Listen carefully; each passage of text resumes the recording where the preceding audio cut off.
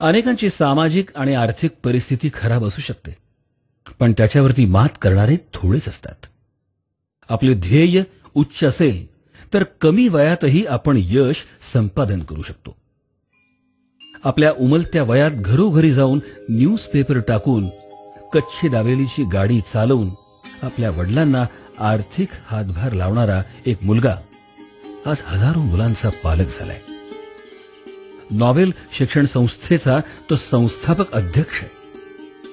त्याअंतर्गत hotel management, DEd, MBA, BBA, BCA, CBSE school चालवलं जातं.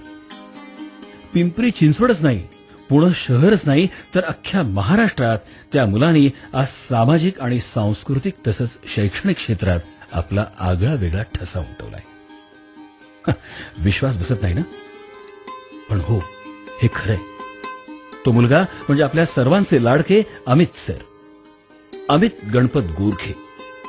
वय 34 वर्ष, शिक्षण MA LLB, ज्यांना नुकताच भारत सरकारतर्फे राष्ट्रीय युवा पुरस्कार मिळाला. तसे त्यांना त्यांच्या कामासाठी आजवर अनेक पुरस्कार मिळाले, पण पिंपरी चिंचवडमधनं हा पुरस्कार मिळवणारे सर पहिलेच. एड्स जनजागृतीसाठी पुणे शहरातील 105 झोपडपट्ट्यांमध्ये जाऊन त्यांनी स्वतः पथनाट्य सादर केली आहेत. 3000 महिलांना त्यांनी मोफत संगणक प्रशिक्षण दिलंय. त्यांच्या संस्थेमार्फत दरवर्षी 5 मागासवर्गीय तसंच आर्थिकदृष्ट्या दुर्बल असलेली मुलं शिक्षणासाठी दत्तक घेतली जातात. रक्तदान शिबिर, अनाथाश्रमात अन्नदान असे अनेक उपक्रम ते राबवतात. 10वी आणि 12वीच्या विद्यार्थ्यांसाठी त्यांनी करिअर गायडन्स प्रोग्राम तयार केलाय, ज्याचा आज तरुणांना खूप उपयोग होतोय. पिंपरी चिंचवडच्या नृत्य, गायन आणि अभिनय क्षेत्रातील स्थानिक कलाकारांसाठी त्यांनी त्यांच्या कलारंग संस्थेमार्फत मोठं व्यासपीठ मिळवून दिलंय. अशी अनेक समाजोपयोगी कामं आज एवढ्या कमी वयात अमित सरांनी केली आहेत.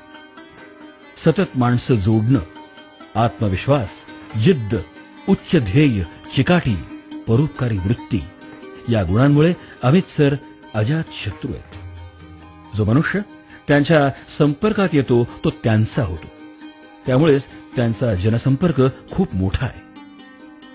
स्वामी विवेकानंदांना फॉलो करणारे आमचे सर म्हणतात की आपला समाज फक्त सुशिक्षित होऊन चालणार नाही, तर तो सुसंस्कृत व्हायला हवा. ज्ञान, संस्कृती आणि समाज या त्रिसूत्रीवरती अमित सरांची वैचारिक बैठक असल्यामुळे त्यांनी हे यश संपादन केलंय.